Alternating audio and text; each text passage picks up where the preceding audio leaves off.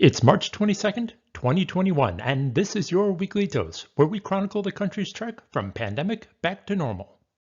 Whatever normal is, getting there starts with vaccinations. The country has now administered over 118 million doses of vaccine.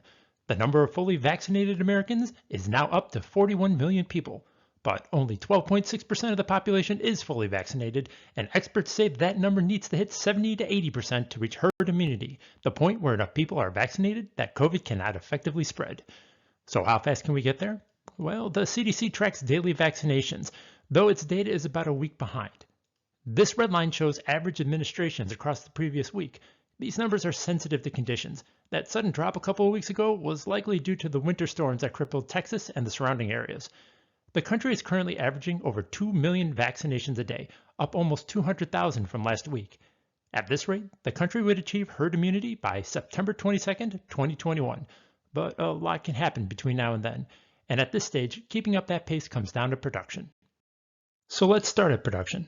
Of the 3 authorized vaccines, the U.S. government has ordered 300 million doses of each the Pfizer and Moderna vaccines, enough to vaccinate the entire country.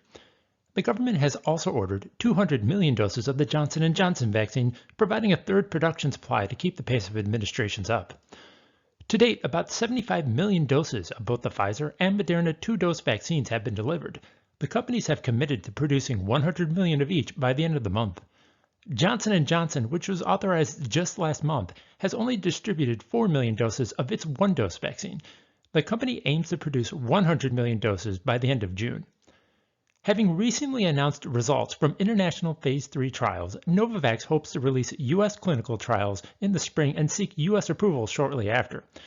AstraZeneca is similarly hoping to soon release results from its U.S. phase 3 trials. So what does that mean for the big picture?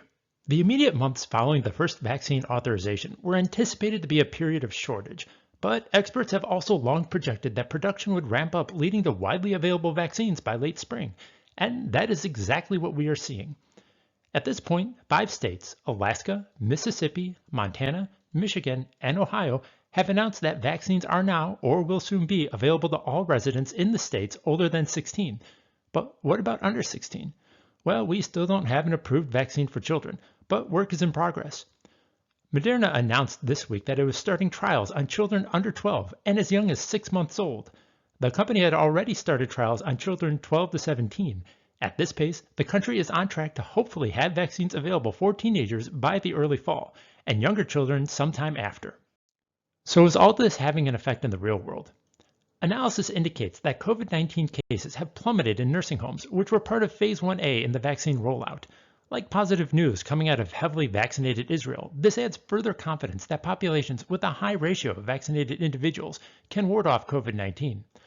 On the other end of the spectrum, there is growing concern that Europe, where the vaccination process has been slowed by a number of issues, could see an exponential increase in COVID-19 cases. But what about the COVID variants? Johnson & Johnson announced that, like other vaccine makers, it is working on booster shots to combat variants, though the company believes that the current vaccine offers some protection.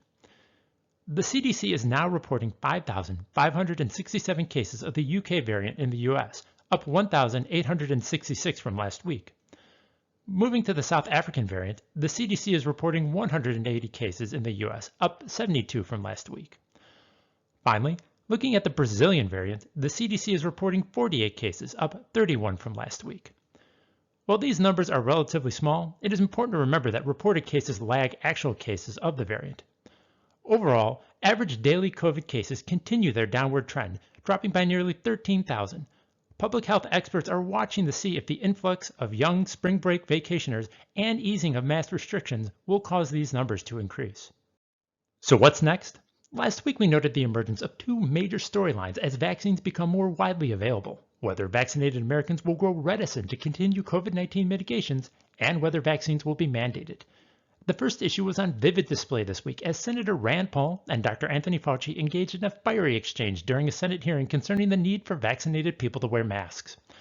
The senator demanded that Dr. Fauci show the evidence on why vaccinated Americans should continue to wear masks, calling it theater. Dr. Fauci responded that he totally disagreed and stressed the continued importance of masks due to COVID variants. Whatever one believes about masks, it is clear that this tension will continue to grow.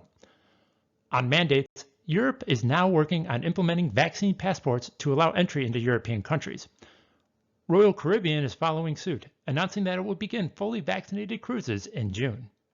And when this pandemic is over, what will be the normal we return to? We're getting glimpses of that now. A study released this week found that 4 in 5 Manhattaners will not return to their workplaces full-time when restrictions end. This could be more than just spending more time in pajamas. Changes like this could have rippling impacts on real estate, urban density, and many other aspects of society, further evidence that this pandemic will reverberate for decades. Whatever normal will look like when we get there, it won't look normal. Thanks for watching. If you enjoyed this video, please click the like button and subscribe to the channel for more content on getting through this pandemic. Links to the information in this video are below, and if you have any thoughts or questions, please leave them in the comments. As always, stay safe.